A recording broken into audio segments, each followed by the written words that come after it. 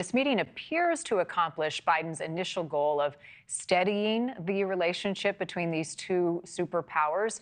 Here now to talk more about it, Simon Rabinovitch. He is the U.S. economics editor of The Economist. Simon, thank you. Expectations going into this were pretty low, given what's happened in the last year. Did this meeting meet those expectations, low as they may have been?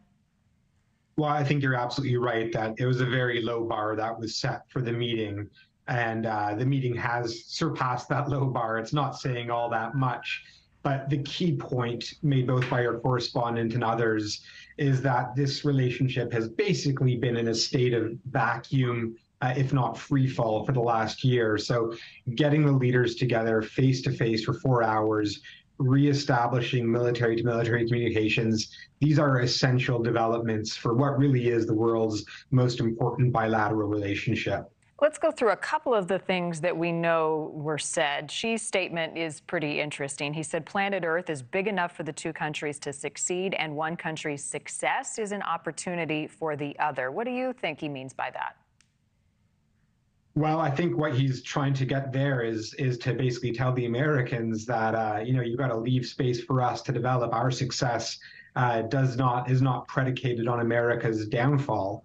The problem, I think, as far as American interlocutors is concerned, is that they know that Xi is speaking with something of a forked tongue. This is a nice message for him to deliver when he's on American soil speaking to an American audience.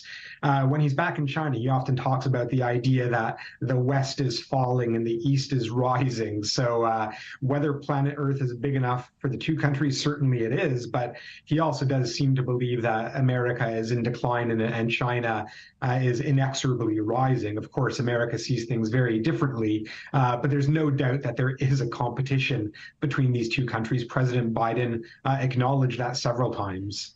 The economic impact, Simon, of this meeting is incredibly important. The next steps for the global economy being discussed now at the summit. Biden made a push to, he said, de-risk some critical U.S. supply chains from China. What exactly does that mean?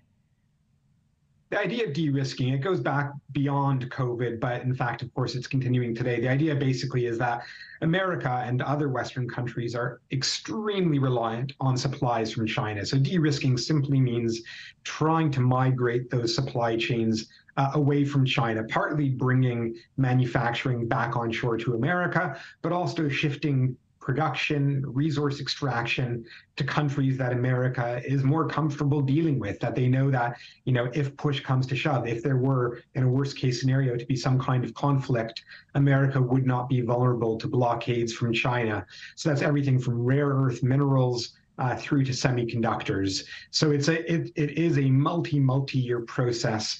Progress has been made in the last 5 years, but really it's incremental progress, and America still relies on China. China, to a big extent, also relies on America, which is one of the reasons why Xi is trying to get America to relax its curbs on exports, specifically of technology that goes into semiconductors. So both sides really right now do feel vulnerability towards the other. Yeah, and one of the most concerning exports that was discussed was the fentanyl crisis and the chemicals being manufactured in China, to which Biden said that he was blunt with President Xi. What does significant action look like from China on this issue?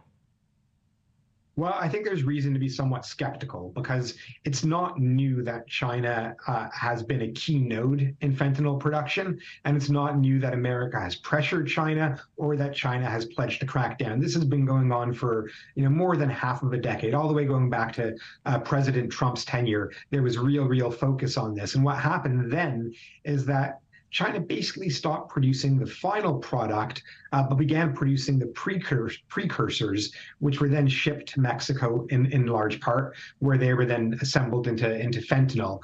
So China has kind of been playing a bit of a whack-a-mole game. It clearly has the ability, if it really wants to be serious about cracking down on the various different chemical producers, it can do more than it has been doing, but it's not done that. So clearly it views this as a point of leverage. It will deny this, but it is a point of leverage. Biden seems to have wrung something of a concession out of China, but let's check back in a couple of years and see if really there has been any progress. Simon Rabinovitch, thank you for your time and your perspective. Appreciate it. Thank you. Thank you for watching. Go to newsnationnow.com to find NewsNation on your television provider. And don't forget to click the red subscribe button below to get more of NewsNation's fact-driven, unbiased coverage.